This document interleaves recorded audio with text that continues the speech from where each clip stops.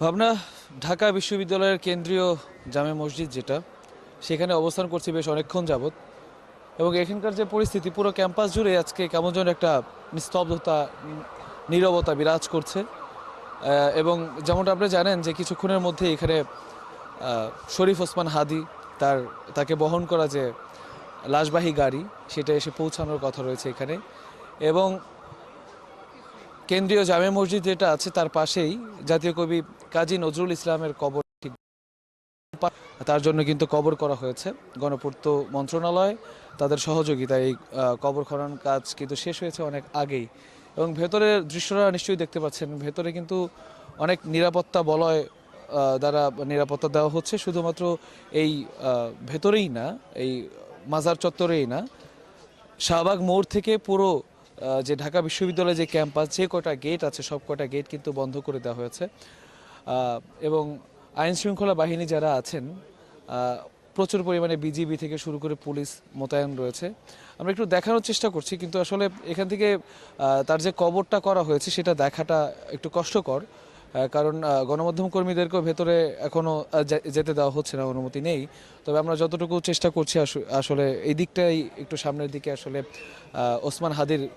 যে শেষ ঠিকানা তার যে কবর সেটা করা হয়েছে এবং ওসমান হাদির কফিনের অপেক্ষায় কিন্তু ঢাকা বিশ্ববিদ্যালয়ের যারা শিক্ষক দায়িত্বশীল যারা আছেন তারা এবং প্রচুর পরিমাণে ভলান্টিয়ার এখানে রয়েছে বিভিন্ন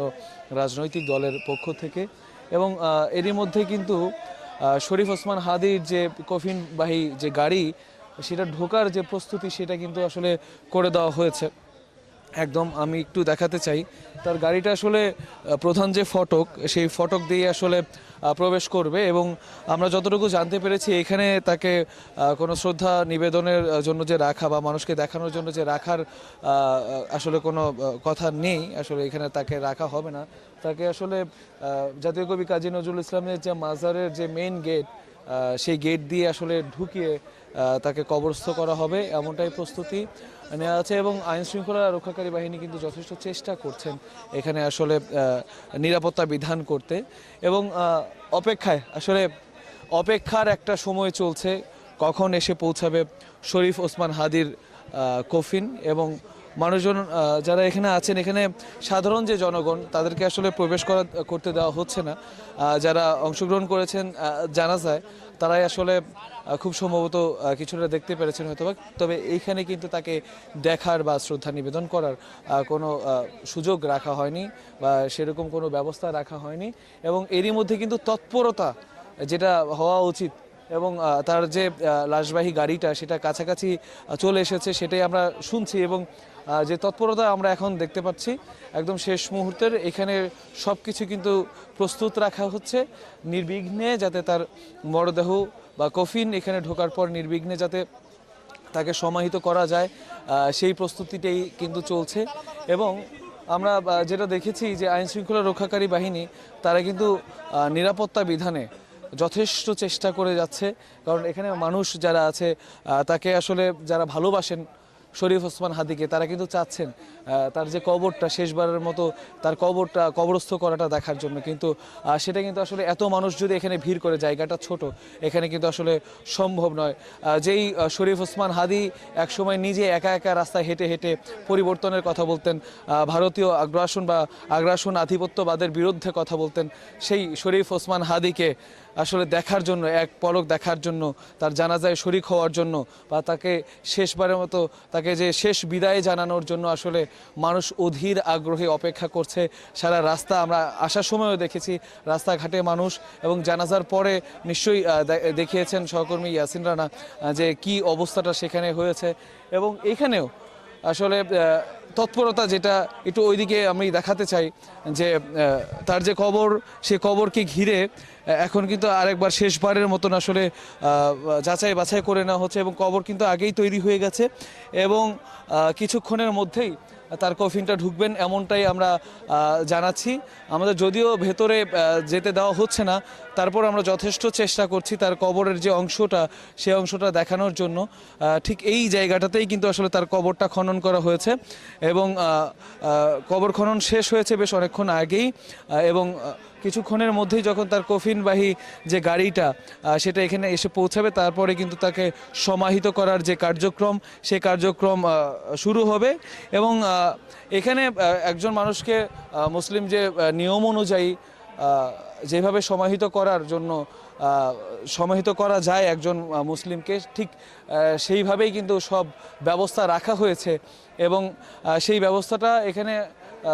পর্যাপ্ত পরিমাণের লোক আছেন। এর জন্য বাইরে থেকে বারবারই বলা হচ্ছে যে বাইরে থেকে আসলে নতুন করে ভেতরে কাউকে ঢোকার প্রয়োজন নেই, কারণ এখানে দায়িত্বশীলরা রয়েছে, বিশ্ববিদ্যালয় কর্তৃপক্ষ থেকে লোক রয়েছে, আইন শৃঙ্খলা রক্ষাকারী বাহিনী রয়েছে। আসলে তারাই এখানে যথেষ্ট ভূমিকা পালন করতে পারবেন, এমনটাই তারা বলছেন। এছাড়া তার যারা একনিষ্ঠ একদম খুবই কাছের লোক এবং পরিবারের সদস্য, তাদের হয়তো বা মানে তাদেরকে এখানে আসলে প্রবেশ করার অধিকার দেওয়া হবে। তাছাড়া আসলে অন্যান্য যারা আছেন, তার সমর্থক যারা আছেন, তাদেরকে কিন্তু আসলে এই জায়গাটার মধ্যে প্রবেশ করতে দেওয়া হবে না। এবং এরই মধ্যে কিন্তু তৎপরতা শুরু হয়ে গেছে, মাইকিং শুরু হয়ে গেছে এবং বারবার মাইকে বলা হচ্ছে কাছাকাছি চলে এসেছেন। এবং কাছাকাছি চলে আসার ফলে যেটা হয়েছে যে এখানে যাতে আর কোনো দেরি না হয়, এখানে আসার পর যাতে খুব দ্রুততার সাথে তাকে আসলে সমাহিত করা যায়, সেই প্রস্তুতি কিন্তু আসলে তারা নিয়ে রাখছেন। এবং যতটুকু পারা যায়, যতটুকু নিরাপত্তা বিধান করা প্রয়োজন তার চাইতে বেশি রয়েছে বলে আমাদের মনেই হচ্ছে। এবং শরীফ ওসমান হাদিকে অল্পক্ষণের মধ্যেই আসলে সমাহিত করা হবে, এমনটা আমরা জানতে পারছি। আমরা অনেকক্ষণ যাবতীয় অপেক্ষা করছি এখানে। এবং এখানে আমরা দেখেছি যে রাস্তাঘাটে এদিক দিয়ে আইন শৃঙ্খলা রক্ষাকারী বাহিনীর পাশাপাশি আসলে যারা রয়েছেন, স্বেচ্ছাসেবক রয়েছেন বিভিন্ন দলের অনেক, তারাও কিন্তু দাঁড়িয়ে রয়েছেন। এবং অনেকে আমরা দেখেছি হাতে ফুল নিয়ে এখানে অপেক্ষা করেছিলেন রাস্তায়, কিন্তু তাদেরকে আসলে ভেতরে যদিও প্রবেশ করতে দেওয়া হয়নি নিরাপত্তার কারণে, কিন্তু এখানে কিন্তু আসলে অনেকে তাকে শ্রদ্ধা ভালোবাসা নিবেদন করার জন্য এসেছেন। এবং শেষবারের মতো তারা আশা করছেন, শেষবারের মতো বিপ্লবী নেতা শরীফ ওসমান হাদি তাকে শেষ দেখার জন্য তারা কিন্তু এখানে অপেক্ষা করছেন। এবং এখানে অনেকেই কিন্তু আসলে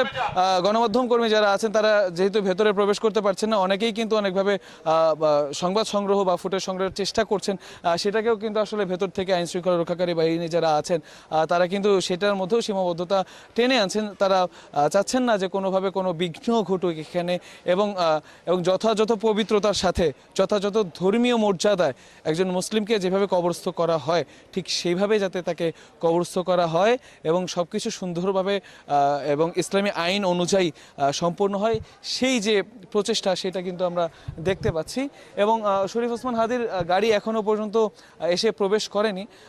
প্রবেশ করার পরে আমরা আসলে পরবর্তী যে এখানে কি ঘটছে বা কিভাবে তাকে সমাহিত করা হচ্ছে, আশা করছি আমরা দেখাতে পারবো। আমরা এই ছিল এখনকার মতো আমার কাছে ঢাকা বিশ্ববিদ্যালয়ের কেন্দ্রীয় জামে মসজিদের পাশ থেকে সব শেষ।